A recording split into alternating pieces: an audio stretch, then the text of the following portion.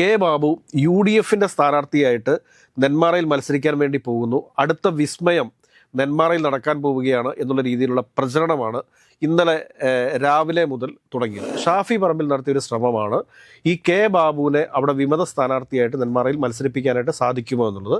പക്ഷേ അത് തുടക്കത്തിൽ തന്നെ പൊളിഞ്ഞു പോകുന്ന ഒരു കാഴ്ചയാണ് നമ്മൾ കണ്ടത്. ആദ്യ ഇലക്ഷനിൽ ശ്രീ വി ചെന്താമരാക്ഷന് 64,169 വോട്ടുകളും അതോടൊപ്പം തന്നെ ശ്രീ MVRന് അന്ന് 55,475 വോട്ടുകളും കിട്ടുകയുണ്ടായി. ഏകദേശം 9,000-നടുത്ത് വോട്ടുകളുടെ ഭൂരിപക്ഷത്തിലാണ് വി ചെന്താമരാക്ഷൻ ആദ്യമായിട്ട് നെന്മാറയിൽ നിന്ന് നിയമസഭയിലേക്ക് എത്തുന്നത്. DCC പ്രസിഡന്റ് എന്നുള്ള രീതിയിൽ ശ്രീ A തങ്കപ്പനാണ് നെന്മാറയിൽ കുറച്ച് മെജോറിറ്റി കൂടുതലുള്ളത്. ആ പേരുകളൊന്നും അംഗീകരിക്കാതിരിക്കുന്നതിനുള്ള പ്രധാനപ്പെട്ട ഒരു കാര്യം എന്ന് പറഞ്ഞു കഴിഞ്ഞാൽ ഷാഫിയുടെ ഒരു പിടിവാശിയാണ്. ഷാഫിയുടെ പിടിവാശി എന്ന് പറഞ്ഞു കഴിഞ്ഞാൽ അത് രമേശ് പിഷാരടിയെ തന്നെ സ്ഥാനാർത്ഥിയാക്കണം എന്നുള്ളൊരു തീരുമാനത്തിന്റെ അടിസ്ഥാനത്തിലാണ് ഈ പാലക്കാട്ട് സ്ഥാനാർത്ഥി പ്രഖ്യാപനം വൈകുന്നതും. ഈ KC പ്രീതിന്റെ ഒക്കെ പേര് പരിഗണിച്ചിരുന്നു എങ്കിൽ തന്നെയും അന്തിമഘട്ടത്തിൽ വന്നു കഴിഞ്ഞപ്പോഴത്തേക്ക് അവിടെ മുൻഗണന ലഭിക്കുക A തങ്കപ്പന് തന്നെയാണ്. അപ്പോൾ ശ്രീ A തങ്കപ്പനും അതോടൊപ്പം തന്നെ ശ്രീ പ്രേമനും തമ്മിലുള്ള ഒരു മത്സരമാണ് ഇവിടെ നെന്മാറയിൽ നടക്കാൻ വേണ്ടിയിട്ട് പോകുന്നത്. അതുകൊണ്ട് തന്നെ ഈ പ്രാവശ്യം 2026 നടക്കാൻ പോകുന്ന തെരഞ്ഞെടുപ്പിൽ അത്ഭുതങ്ങൾ ഒന്നും സംഭവിക്കാത്ത പക്ഷം തീർച്ചയായിട്ടും LDFന് തന്നെയായിരിക്കും നെന്മാറയിലും മുൻതൂക്കം എന്ന് വേണം നമ്മൾ മനസ്സിലാക്കാനായിട്ട്. നമസ്കാരം ഷാഫി. നമസ്കാരം. കേരളം തിരഞ്ഞെടുപ്പിനെ അഭിമുഖീകരിക്കാൻ പോവുകയാണ്. എല്ലാവരുടെയും കണ്ണ് പാലക്കാട്ടേക്കാണ്. പാലക്കാട് ജില്ലയിൽ എന്ത് സംഭവിക്കും എന്നുള്ളതാണ് രാഷ്ട്രീയ കേരളം ഉറ്റുനോക്കുന്ന ഒരു പ്രധാനപ്പെട്ട സംഗതി. അതിൽ തന്നെ ഏറ്റവും പ്രധാനപ്പെട്ട മണ്ഡലമാണ് നെന്മാറ. നെന്മാറ സംബന്ധിച്ചിടത്തോളം അറിയാം, ഇടതു കോട്ടയായിട്ടാണ് എല്ലാ കാലത്തും നിന്നിട്ടുള്ളത്. ഒരു 2 ടൈമായിട്ട് ഇടതുപക്ഷത്തോടൊപ്പം നിൽക്കുന്ന ഒരു മണ്ഡലമാണ്. കെ ബാബുവാണ് അവിടുത്തെ നിലവിലത്തെ MLA. എന്താണ് നെന്മാറയിലെ നിലവിലത്തെ രാഷ്ട്രീയ സാഹചര്യം? 2008 നെന്മാറ നിയോജക മണ്ഡലം നിലവിൽ വരുന്നത്. അതിനു മുമ്പ് ഇത് കൊല്ലങ്കോട് നിയോജക മണ്ഡലമായിരുന്നു. കൊല്ലങ്കോട് നിയോജക മണ്ഡലത്തെ വിഭജിച്ചാണ് നെന്മാറ നിയോജക മണ്ഡലം രൂപം കൊള്ളുന്നത്. 10 ഗ്രാമപഞ്ചായത്തുകളാണ് ഈ നെന്മാറ നിയോജക മണ്ഡലത്തിന് കീഴിലുള്ളത്. അതായത് എലവഞ്ചേരി, കൊടുവായൂർ, കൊല്ലങ്കോട്, മുതലമട, നെല്ലിയാമ്പതി, നെന്മാറ, പള്ളാശന, അയിലൂർ, പുതുനഗരം, വടവന്നൂർ, ഇങ്ങനെ 10 ഗ്രാമപഞ്ചായത്തുകളാണ് ഈ ഒരു നിയോജക മണ്ഡലത്തിൽ ഉള്ളത്. ഒരു ഗ്രാമീണ മേഖലയാണ് നെന്മാറ എന്ന് പറയുന്നത്. അപ്പോൾ ഈ ആദ്യ മത്സരത്തിൽ, അതായത് നെന്മാറ രൂപീകരിച്ചതിന് ശേഷം 2008 നെന്മാറ എന്നുള്ള അസംബ്ലി കോൺസ്റ്റിറ്റ്യുവൻസി രൂപീകരിച്ചതിന് ശേഷം പിന്നീട് വരുന്ന തെരഞ്ഞെടുപ്പ് എന്ന് പറയുന്നത് 2011 തെരഞ്ഞെടുപ്പാണ്. 2011 തെരഞ്ഞെടുപ്പിൽ അവിടെ UDFന്റെ സ്ഥാനാർത്ഥിയായിട്ട് മത്സരിച്ചിട്ടുള്ള ശ്രീ MV രാഘവനാണ്. MV രാഘവനെ അന്ന് ചെന്താമരാക്ഷൻ CPIMന്റെ സ്ഥാനാർത്ഥി പരാജയപ്പെടുത്തുകയാണ് ചെയ്തിട്ടുള്ളത്. അപ്പോൾ ഈ വി ചെന്താമരാക്ഷനാണ് ഈ നെന്മാറ നിയോജക മണ്ഡലത്തിന്റെ ആദ്യത്തെ MLA എന്ന് പറയുന്നത്. ആദ്യ ഇലക്ഷനിൽ ശ്രീ വി ചെന്താമരാക്ഷന് 64,169 വോട്ടുകളും അതോടൊപ്പം തന്നെ ശ്രീ MVRന് അന്ന് 55,475 വോട്ടുകളും കിട്ടുകയുണ്ടായി. ഏകദേശം 9,000-നടുത്ത് വോട്ടുകളുടെ ഭൂരിപക്ഷത്തിലാണ് വി ചെന്താമരാക്ഷൻ ആദ്യമായിട്ട് നെന്മാറയിൽ നിന്ന് നിയമസഭയിലേക്ക് എത്തുന്നത്. അവിടെ നമ്മൾ ഇങ്ങോട്ട് നോക്കുന്ന സമയത്ത് 2016 ശ്രീ കെ ബാബു, ഇപ്പോഴത്തെ നിലവിലത്തെ MLA ആണ് കെ ബാബു എന്ന് പറയുന്നത്. കെ ബാബു SFIയിലൂടെയും DYFയിലൂടെയും ഒക്കെ രാഷ്ട്രീയത്തിലേക്ക് കടന്നു വന്നിട്ടുള്ള ഒരു വിദ്യാർത്ഥി യുവജന നേതാവ് കൂടിയാണ് കെ ബാബു എന്നുള്ള കാര്യം നമ്മൾ മറന്നുപോകരുത്. ഇന്നലത്തെ ദൃശ്യമാധ്യമങ്ങളിലെയും പത്രമാധ്യമങ്ങളിലെയും എല്ലാം പ്രധാനപ്പെട്ട വാർത്താ തലക്കെട്ടായിരുന്നു ശ്രീ കെ ബാബു എന്ന് പറയുന്നത്. കാരണം ശ്രീ കെ ബാബു UDFന്റെ സ്ഥാനാർത്ഥിയായിട്ട് നെന്മാറയിൽ മത്സരിക്കാൻ വേണ്ടി പോകുന്നു. അടുത്ത വിസ്മയം നെന്മാറയിൽ നടക്കാൻ പോവുകയാണ് എന്നുള്ള രീതിയിലുള്ള പ്രചരണമാണ് ഇന്നലെ രാവിലെ മുതൽ തുടങ്ങിയത്. പക്ഷേ ഉച്ചയോടുകൂടി ശ്രീ കെ ബാബുവിൻ്റെ ഫേസ്ബുക്ക് പോസ്റ്റ് വരുന്നു, താൻ മകൻ്റെ പഠനാവശ്യവുമായിട്ട് ഒരു കോളേജ് നോക്കാൻ വേണ്ടിയിട്ട് ബാംഗ്ലൂർ വന്നതാണ്, അതല്ലാതെ ഇടതുപക്ഷത്തിൻ്റെ പ്രവർത്തനങ്ങളുമായിട്ടൊന്നും വിട്ടു നിൽക്കുന്നതല്ല. പാലക്കാട് ജില്ലാ സെക്രട്ടറി, CPMന്റെ ജില്ലാ സെക്രട്ടറിയുള്ള A സുരേഷ് ബാബു ശ്രീ കെ ബാബുവിനെ നേരിട്ട് വിളിക്കുന്നു, അദ്ദേഹവുമായിട്ട് സംസാരിച്ചപ്പോൾ അദ്ദേഹം പറയുന്നു അദ്ദേഹം മകൻ്റെ വിദ്യാഭ്യാസ ആവശ്യവുമായിട്ട് ബാംഗ്ലൂർ എത്തിയിരിക്കുന്നതാണ്, അതല്ലാതെ വേറെ യാതൊരു തരത്തിലുള്ള ചർച്ചകളോ കാര്യങ്ങളോ ഒന്നും UDF നേതാക്കന്മാർ ആരുമായിട്ടും നടക്കുന്നില്ല എന്നുള്ള മറുപടിയാണ് അദ്ദേഹം കൊടുത്തത്. അത് പരസ്യമായിട്ട് തന്നെ അദ്ദേഹം അത് ഫേസ്ബുക്കിൽ കുറിക്കുകയും ചെയ്തു. അപ്പോൾ അതിന് തിരിച്ചെത്തിക്കഴിഞ്ഞാൽ ഉടനെ തന്നെ അദ്ദേഹം തെരഞ്ഞെടുപ്പ് പ്രചരണത്തിലേക്ക് ഇറങ്ങും എന്നുള്ള ഒരു ഉറപ്പും CPMന്റെ ജില്ലാ സെക്രട്ടറിക്ക് നൽകിയിട്ടുണ്ട് എന്ന് വേണം നമുക്ക് മനസ്സിലാക്കാനായിട്ട്. ഇപ്പോൾ നമ്മൾ ഇവിടെ മനസ്സിലാക്കേണ്ട ഒരു കാര്യം എന്താണ് എന്ന് ചോദിച്ചു കഴിഞ്ഞാൽ, ഇപ്പോൾ CPMന്റെ ഭാഗത്തു നിന്ന് അവിടെ മത്സരിക്കാൻ വേണ്ടിയിട്ട് വരുന്ന ശ്രീ N പ്രേമനാണ്. കാരണം 2 പ്രാവശ്യം ശ്രീ കെ ബാബു അവിടെ MLA ആയിട്ടിരുന്നിട്ടുണ്ട്. ചില MLA-മാർക്ക് 3-ാം ടൈമിലേക്ക് മത്സരിക്കാൻ വേണ്ടിയിട്ടുള്ള അവസരങ്ങൾ കൊടുത്തിട്ടുണ്ട്. അപ്പോൾ 3-ാം ടൈമിലേക്ക് മത്സരിക്കാനായിട്ട് അവസരം ലഭിക്കാത്ത MLA-മാരുടെ പുറകെയാണ് ഈ കോൺഗ്രസ് നേതൃത്വം ഇപ്പോൾ ഇങ്ങനെ ചാക്കിട്ട് പിടിക്കാൻ വേണ്ടിയിട്ട് നടന്നുകൊണ്ടിരിക്കുന്നത്. കാരണം ആരെങ്കിലും കിട്ടിയാൽ കിട്ടി, കാരണം കോൺഗ്രസിന് സ്ഥാനാർത്ഥി ഇല്ലാഞ്ഞിട്ടല്ല, സ്ഥാനാർത്ഥികളുണ്ട് നെന്മാറയിൽ. കാരണം ശ്രീ A. തങ്കപ്പനുണ്ട്, അതോടൊപ്പം തന്നെ ഒരു KC പ്രീത് എന്ന് പറയുന്ന മറ്റൊരു വ്യക്തിയുണ്ട്. അപ്പോൾ ഈ 2 പേരിൽ ആരെ വേണമെങ്കിലും അവിടെ മത്സരിപ്പിക്കാൻ വേണ്ടിയിട്ട് സാധിക്കുന്നുള്ളൂ. പക്ഷേ DCC പ്രസിഡന്റ് എന്നുള്ള രീതിയിൽ ശ്രീ A. തങ്കപ്പനാണ് നെന്മാറയിൽ കുറച്ച് മെജോറിറ്റി കൂടുതലുള്ളത്. എന്നാൽ ഈ A. തങ്കപ്പനും ഷാഫി പറമ്പിലും തമ്മിലുള്ള ചെറിയ ഇഷ്യൂസ് ഉണ്ട്.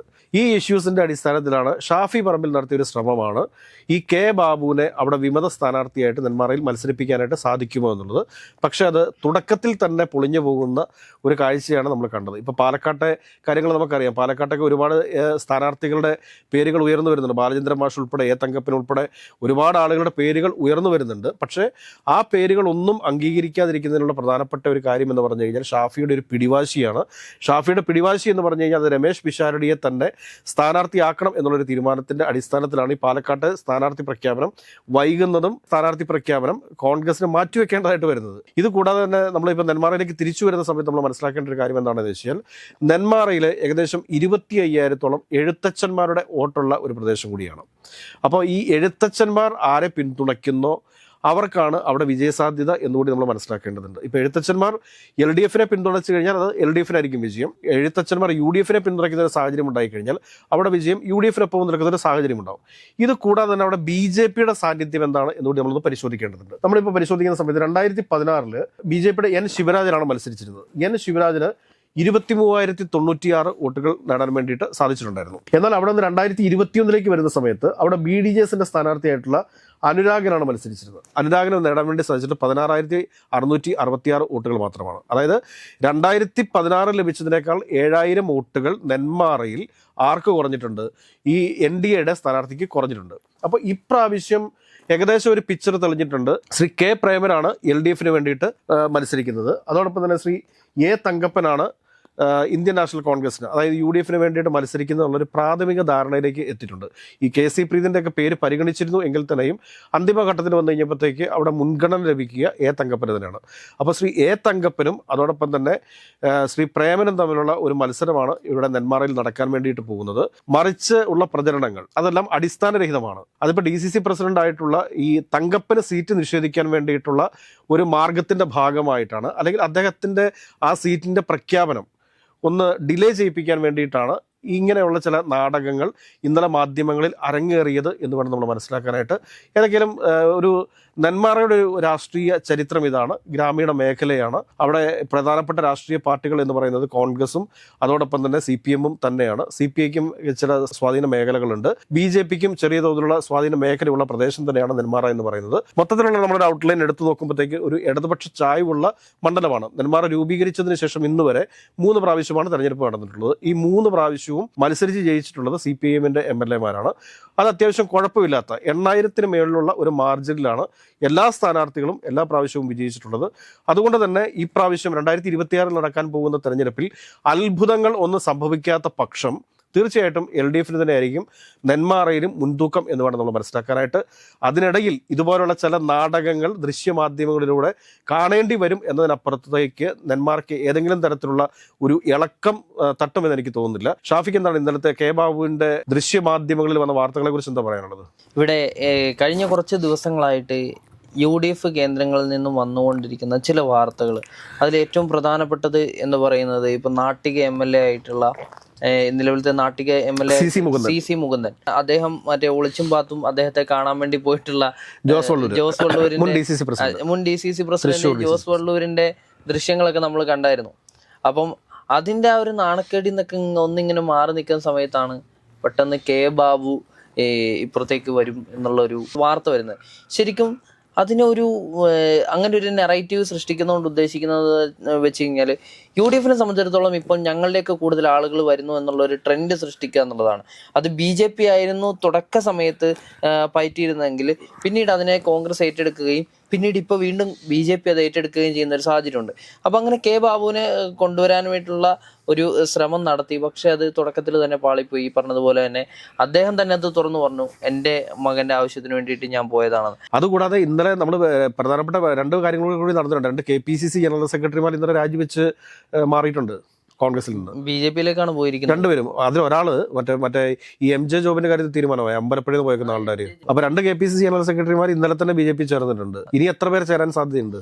ഇപ്പൊ KPCC-യിൽ നിന്നല്ല, കോൺഗ്രസിൽ നിന്ന് BJP-യിലേക്ക് എന്താണെങ്കിലും ഒഴുക്കുകൾ ഉണ്ടാവും, മറ്റു പാർട്ടികളിൽ നിന്നൊക്കെ ഒഴുക്കുകൾ ഉണ്ടാവും. കാരണം അടിയുറച്ച രാഷ്ട്രീയ പ്രവർത്തനത്തിനപ്പുറത്തേക്ക് രാഷ്ട്രീയത്തെ ഉപജീവനമായിട്ട് കാണുന്ന ആർക്കും BJP-യിലേക്ക് പോകാമല്ലോ. ഇനിയിപ്പോൾ നാളെ എനിക്ക് കുറച്ച് പണം വാഗ്ദാനം ചെയ്ത് കഴിഞ്ഞാൽ എനിക്കും BJP-യിലേക്ക് പോകാമല്ലോ.